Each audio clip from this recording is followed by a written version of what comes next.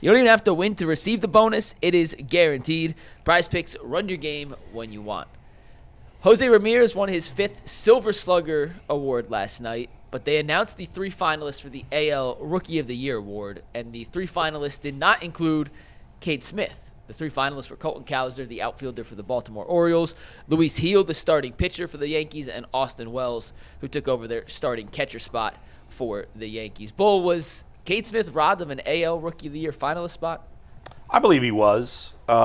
Relief pitchers, if they're not closers, often get overlooked for awards, and this is really the only award that a non-closer could possibly win.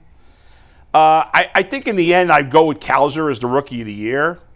But I would have had Cade Smith probably second. I mean, the argument would be, well, Luis Gil has pitched double the innings that Cade Smith pitched, and that's a fair argument. And was really good for a stretch. Yeah, but he wasn't dominant like Cade Smith. Now, it's easier to be dominant pitching 1 inning or 2 innings at a time than it is being a starting pitcher. True. So I understand that argument. Wells, he came up late. I mean, he was fine, but I don't know. He was in there because he's a Yankee, period. It's an East Coast bias thing for me. Yes, I don't know. I'm not gonna. I don't believe there's really an East Coast bias when it comes to awards. You're from the East Coast, of course you don't. All right. I mean, but I hate the New York team, so it's not like I'm rooting for them. But in the end, I don't really care about awards that much. Unless you're going to win, whether you finished, in the end, whether he finished, the not making the top 3 is based on the voting, right? So he didn't finish with the top 3 amount of votes. That's why he's not on the podium. So he might have finished 4th. I don't know where he finished. I think probably the problem is the older writers.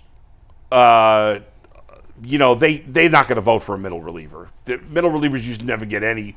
So the younger writers, like a Zach Meisel, who pay attention to analytics and know how to contextually prioritize a setup guy. Right, and the old guys are totally right. They don't even exactly. It's like, well, he's a setup guy, so who cares? Right. I'm not even going to consider it. So I don't know, but I think Cowser's probably going to win, and I think he's a good choice. There was no superstar rookie in the American League this year, unlike the National League. There wasn't.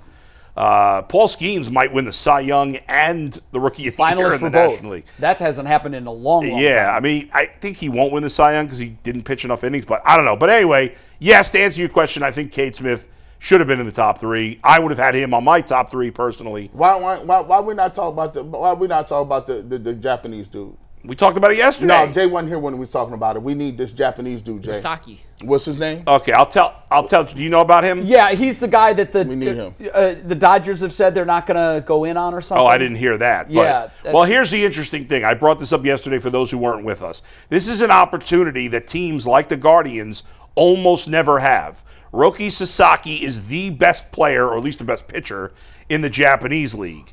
He is probably just as good, if not better, than Yoshibu Yamamoto, who signed with the Dodgers last year for $300 million. Right. And you may say, well, Bull, if he's going to get $300 million, why would we be talking about him with the Guardians? Here's the difference. Yamamoto was a free agent in Japan.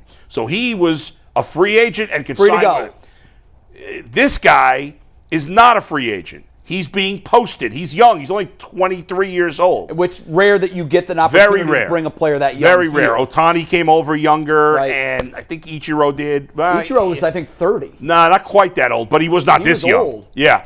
So the point is, instead of being in the free agent pool, Roki Sasaki is in the international bonus pool. Right. Okay, no team, once it starts over again in January, no team can spend more than $7.5 million per year on him. So, for once, the Guardians have an opportunity to compete for a player who normally would get paid superstar money, but they're not competing financially because they could spend, $7. There's a cap on his price tag. Exactly. And that puts us in the game. Now, there are other advantages that some of the bigger market teams have. We don't have much of a Japanese population in Cleveland, and sometimes players that come over from Japan would rather be in a community, live in a community where there's people, more people that are Japanese. I get that. The West Coast, Seattle, LA, there's a large Japanese population. Sure. Most of the Japanese players have ended up either in New York, L.A., or the Cubs. That's been mostly it. But you never know. Everybody's an individual. I have a question don't know for you. I don't know what he is looking for. I have a question for you because when you think about contracts and how they're structured, is it bending the rules or living on the edge of the rules if you just do with him what the Dodgers did with, I think it's probably one of the most creative contracts I've ever seen, even more so than Bonilla's contract. The guy's going to get $1 million a year on July 1st, I think through 2030. Right. Because he took deferred money. I don't think they can do that with him. Well, I wonder why not? The only reason Ohtani's made $2 million last year?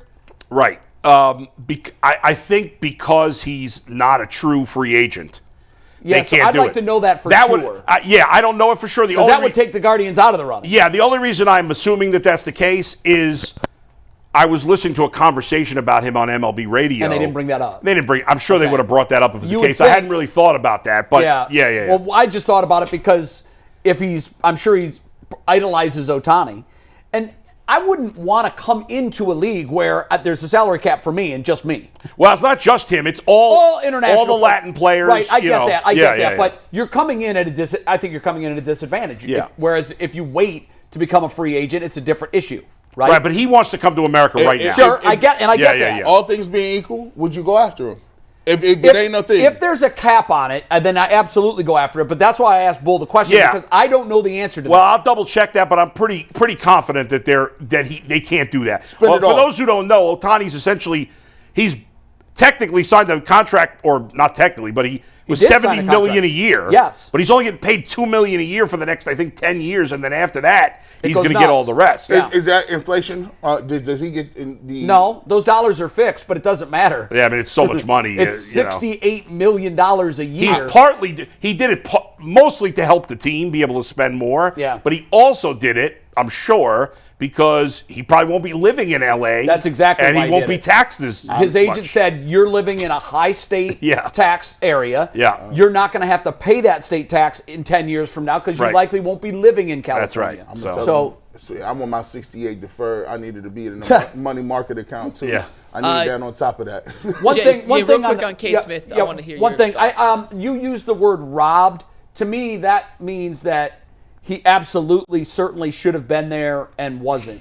I'm with Bull. I don't think it's egregious that he wasn't there. However, I asked someone yesterday this question, and it was funny the answer. I said, okay, let's throw all 3 Rookie of the Year finalists in a pool with Cade Smith. Who do you most want? I asked 2 of them that. Smart baseball guys. They both said, oh, give me Cade. Because now that's not the way you're voting on the performance from last year. Sure.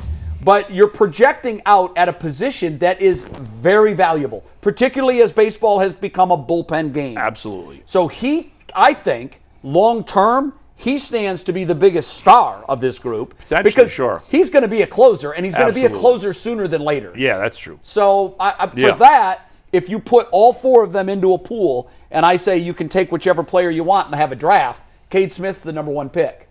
In my view. I think you can make a case for a couple of the other guys, but he would probably go first. I just think the position he plays is such a premium now. It is. And after watching the playoffs this year, we talked about load management to start the show. Yeah. Load management has never been more of a thing in baseball than it is right now. Although having a catcher that can hit is pretty sweet, too. You don't like Austin Hedges? Hey, listen. I didn't ask you. What are your thoughts on them I got no problem with it. Interesting. It's going to piss me off when they don't spend much of the money. But in the end, the $4 million they're spending on him is not pennies deciding what they're going to do with the rest of the guys. Well, it better not. Last year that was their one and only move. Right, and it might do that again. But if they're not going to spend on anybody besides Hedges, well, even if they hadn't signed Hedges, they weren't going to. Doesn't matter. Right. So they would sign another $4 million player. How much is that going to help? Yeah, exactly.